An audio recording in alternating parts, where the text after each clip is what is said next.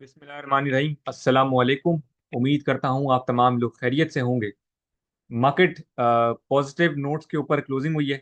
931 points plus side के ऊपर market की क्लोजिंग है। और मार्केट के सी 100 इंडेक्स को डिस्कस करते हैं 15 मिनट के टाइम फ्रेम के ऊपर।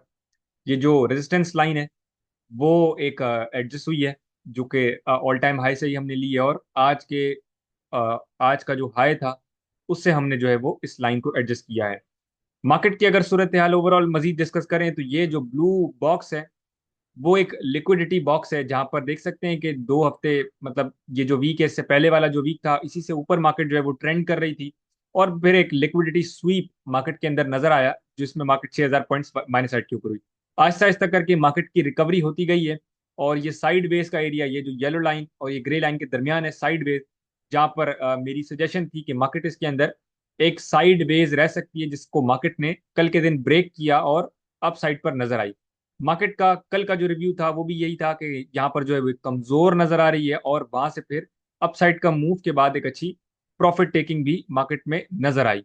ऑन दी अदर हैंड अच्छे वॉल्यूम्स भी मार्केट के ऊपर नजर आए हैं।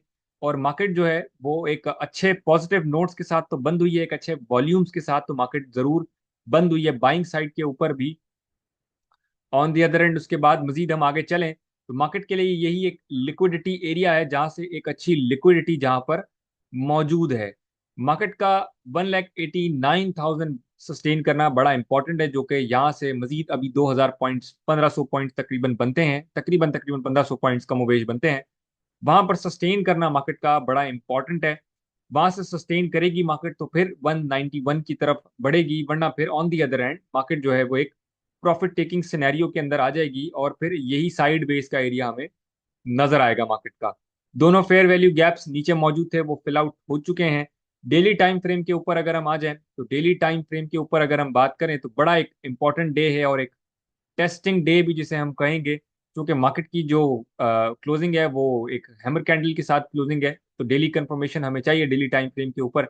वो कंफर्मेशन देखने वाली सूरत हाल होगी कि क्या जो है वो उसकी क्लोजिंग होती है। कल तो मार्केट बंद है, परसों के दिन यानी कि फ्राइडे के दिन हम क्लोजिंग को देखेंगे कि इंडेक्स की जैसी क्लोजिंग आती है उसके हिसाब से मार्केट की क्लोजिंग हमें नजर आएगी। मैं समझता हूँ कि ट्रेडर्स को जो है वो बाय ऑन डिप्स का वेट करना चाहिए। कुछ जगहों पर पोजीशन उन्हें मिल जाएगी बेहतर, जहां पर वो बाय ऑन डिप्स में बाइंग कर सकते हैं। आगे चलते हैं, मार्केट की समरी की तरफ बढ़ते हैं, लेकिन मार्केट की समरी से पहले जो है, जो लोगों ने व्हाट्सएप चैनल ज्वाइन नहीं किया उनके लिए बताता चलूं कि व्हाट्सएप चैनल ज्वाइन कर लीजिएगा, डिस्क्रिप्शन में लिंक है, फ्री ऑफ कॉस्ट है। इसके साथ साथ जो लोग अकाउंट ओपन करवाना चाहते हैं डीलर कोड यूज करते हुए, तो उनके लिए ये फायदा होता है अकाउंट ओपनिंग का डीलर कोड यूज करते हुए, कि उनको ट्रेडिंग सिग्नल्स के जो है वो प्रीमियम्स खरीदने नहीं पड़ते हैं। जो लोग अकाउंट ओपन करवाना चाहते हैं तो वो अकाउंट ओपन करवा सकते हैं, उसके लिए राब्ता कर सकते हैं। 0300 189 666 व्हाट्सएप नंबर है।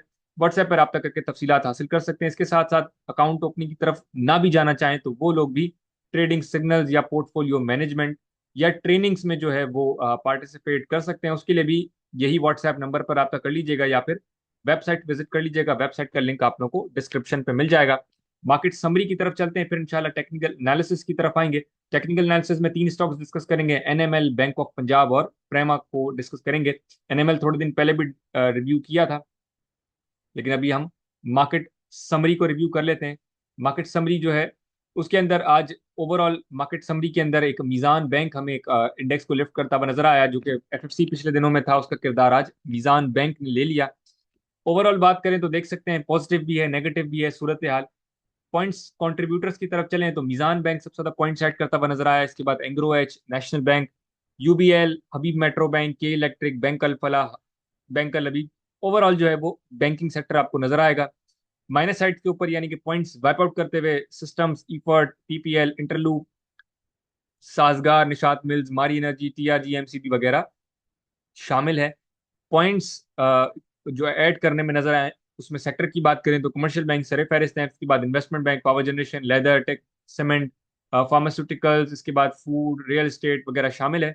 माइनस साइड के ऊपर टेक्नोलॉजी है, ऑयल एंड गैस है, उसके बाद टेक्सटाइल है, एंड ऑनवर्ड्स टेक्सटाइल के बाद फर्टिलाइजर, ऑटो, पूरी जो है वो लिस्ट चली आ रही है। सबसे ज्यादा वॉल्यूम्स की बात करें तो के इलेक्ट्रिक में सबसे ज्यादा वॉल्यूम्स नजर आए हैं आज के दिन में। इसके बाद bank of Punjab, national bank, FFL, Interloop, synergy, and onward जो है वो पूरी लिस्ट चली जा रही है। टेक्निकल एनालिसिस की तरफ चलते हैं। टेक्निकल एनालिसिस में सबसे पहले जो है वो निषाद मिल्स को डिस्कस करेंगे। एनएमएल को थोड़े दिन पहले भी रिव्यू किया था और पोजीशन जो बताई थी कि बाइंग इसके अंदर कर सकते हैं short swing traders, short term या इंट्राडे ट्रेडर्स के लिए एक बेहतर पोजीशन नजर आई।